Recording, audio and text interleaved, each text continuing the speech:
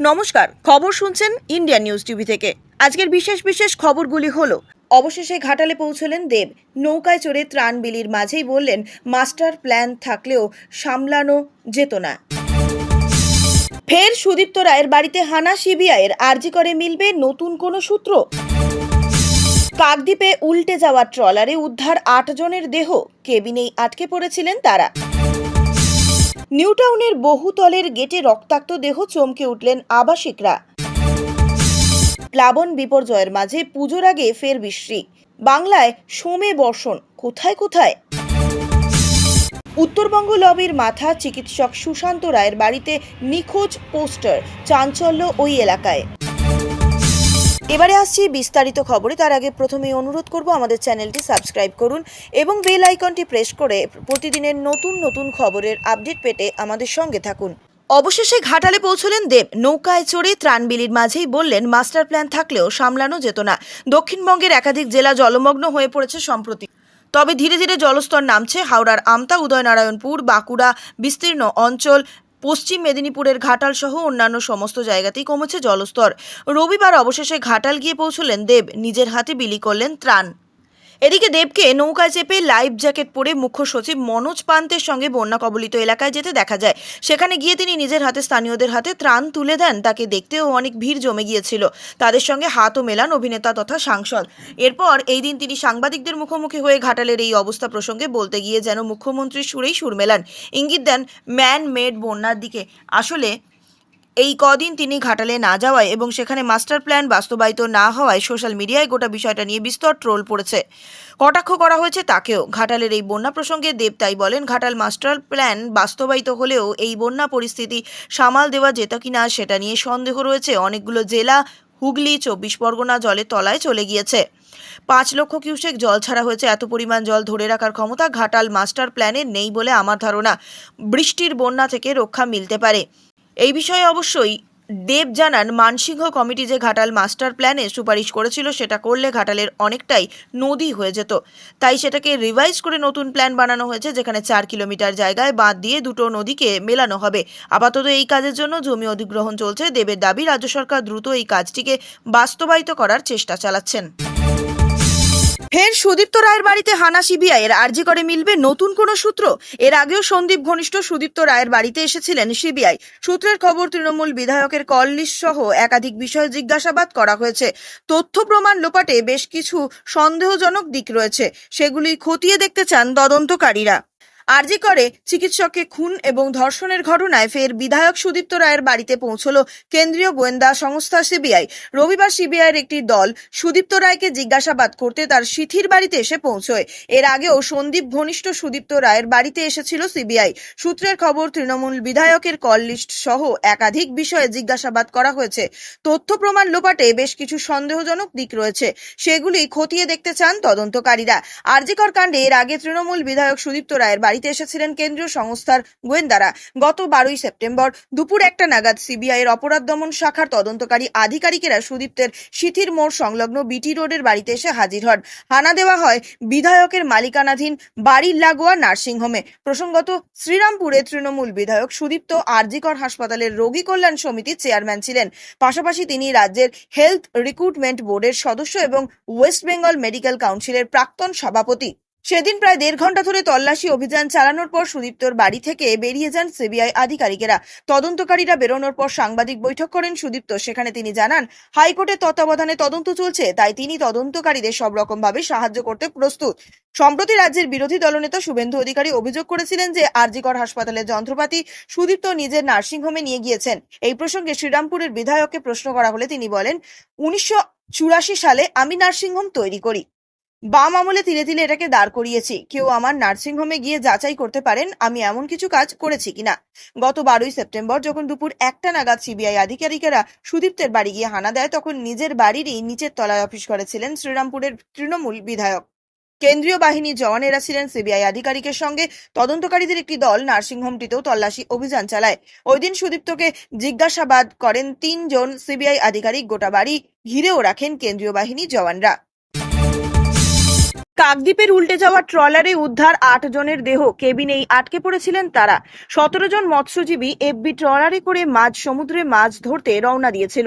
এরপরে শুক্রবার গভীর রাত্রে দক্ষিণ ২৪ পরগনার বাঘেরচর থেকে প্রায় ৬০ কিলোমিটার দূরে আচমকা টর্নেডোর কবলে পড়ে ট্রলারটি এবং ডুবেও যায়। এই ঘটনার জেরে ৯ জন মৎস্যজীবী নিখোঁজ হয়ে যান।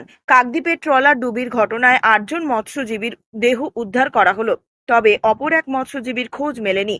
কাকদ্বীপের বাঘেরচর থেকে প্রায় ৬০ কিলোমিটার দূরে প্রবল ঝড়ে উল্টে গিয়েছিল এই ট্রলারটি। তাতে করে গভীর সমুদ্রে মাছ ধরতে গিয়েছিলেন তারা। নিখোঁজ মৎস্যজীবীদের দেহ বন্ধ কেবিন থেকে উদ্ধার করা হয়েছে। রবিবার ওই ডুবে যাওয়া ট্রলারটিকে পাড়ে আনা হয়েছে।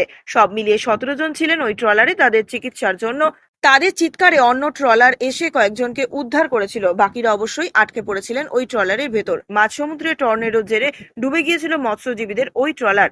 ঘটনার আগেই উদ্ধার হয়েছিলেন ৮ জন মৎস্যজীবী, তবে নিখোঁজ ছিলেন ৯ জন। ৮ জন মৎস্যজীবী বাইরে বেরোতে পারেননি, তার কারণে তাদের ডুবে গিয়ে মৃত্যু হয়েছে। উদ্ধারের সময় তাদের শরীর ফ্যাকাশে হয়ে গিয়েছিল। এফবি বাবা গোবিন্দ ট্রলার নামে সেই ট্রলারকে উদ্ধার করতে সমুদ্রে অভিযান চালায় মৎস্যজীবীদের ৮টিরও বেশি ট্রলার। জানা গেছে ১৭ জন মৎস্যজীবী এফবি ট্রলারে করে মাঝ সমুদ্রে মাছ ধরতে রওনা হয়েছিলেন। এরপর শুক্রবার গভীর রাত্রে দক্ষিণ ২৪ পরগনায় বাঘেরচর থেকে প্রায় ৬০ কিলোমিটার দূরে আচমকা টর্নেডোর কবলে পড়ে যায় ট্রলারটি এবং ডুবে যায়। এই ঘটনার জেরে ৯ জন মৎস্যজীবী নিখোঁজ হয়ে যান।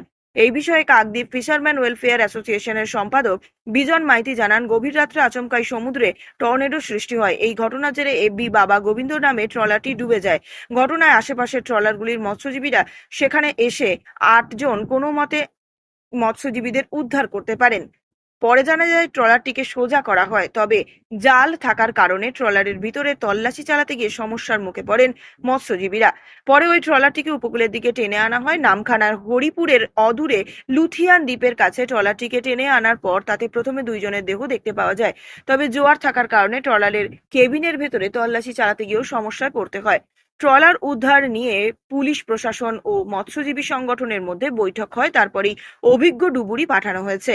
উল্লেখ্য, এই ঘটনায় ৮ মৎস্যজীবী উদ্ধার হওয়ার খবর পেয়েই হাসপাতালে মৎস্যজীবীদের দেখতে গিয়ে কাকদ্বীপের বিধায়ক মন্টুরাম পাখিরা তিনি মৎস্যজীবীদের পরিবারের পাশে দাঁড়ানোর আশ্বাস দেন। নিউটাউনের বহুতলের গেটে রক্তাক্ত দেহ, চমকে উঠলেন আবাসিকরা। নিউটাউনে এক ব্যক্তির দেহকে ঘিরে এলাকায় শোরগোল পড়েছে। একটি বহুতলের গেট থেকে ঝুলন্ত অবস্থায় দেহটি পাওয়া যায়। আবাসিকরাই টেকনোসিটি থানায় খবর দেন। এবার প্রশ্ন এখানে যে দেহটি কিভাবে ওখানে এলো।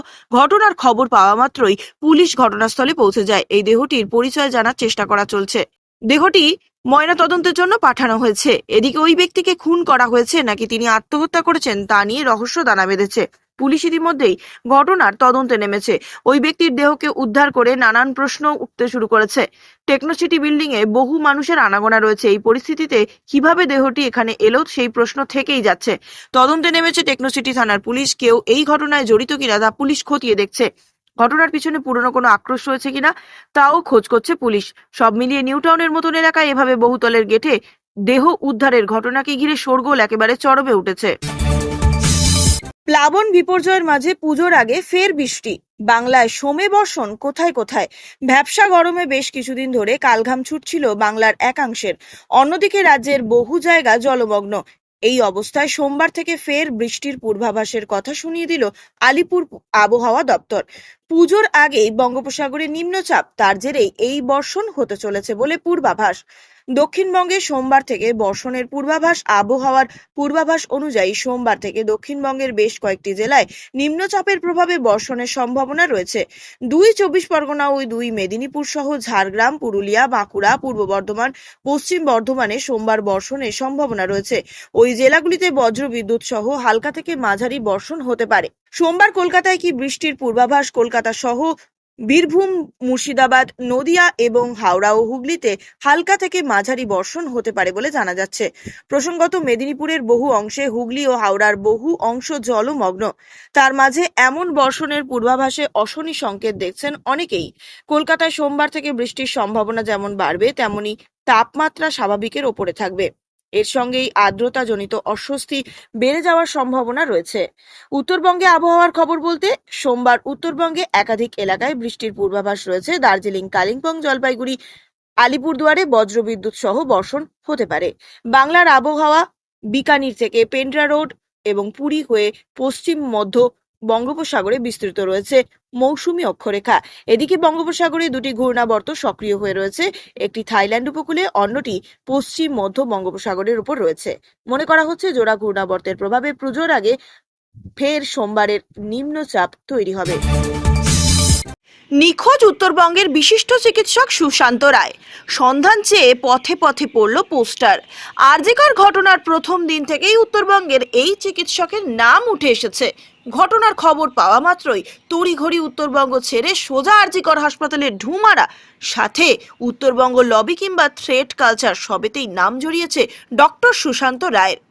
জলপাইগুড়ির বজরাপাড়া সংলগ্ন এলাকায় সুশান্তবাবুর বাড়ির সামনের রাস্তায় আচমকাই পথচারীদের চোখে পড়ে একটা পোস্টার। এই পোস্টারে বড় বড় করে লেখা রয়েছে সন্ধান চাই চিকিৎসক সুশান্ত রায় এবং তার পুত্র সৌত্রিক রায়ের।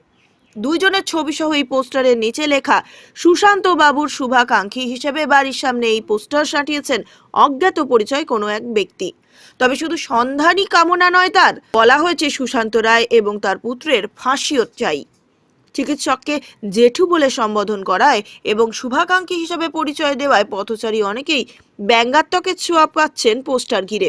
কার্যত বড় বড় করে সেখানে লেখা রয়েছে ডাক্তার সুশান্ত রায় ও তার পুত্র সৌত্রিক রায়ের সন্ধান চাই। এই মর্মে দুজনের নামে দুর্নীতির খতিয়ান তুলে ধরে দুইজনের ছবি দিয়ে পোস্টার পড়ল সুশান্ত রায়ের বাড়ির সামনেই। দুইজনের কঠোর শাস্তি না হওয়া অবধি এই শুভাকাঙ্ক্ষী তাদের সঙ্গেই আছে বলে জানিয়েছেন। তবে পুরোটাই যে ব্যঙ্গাত্মক সুরেই তা লেখা হয়েছে তা আর বলার অপেক্ষা রাখে না। এই ঘটনায় স্বাভাবিকভাবেই এলাকায় তুমুল চাঞ্চল্য ছড়িয়েছে জলপাইগুড়িতে।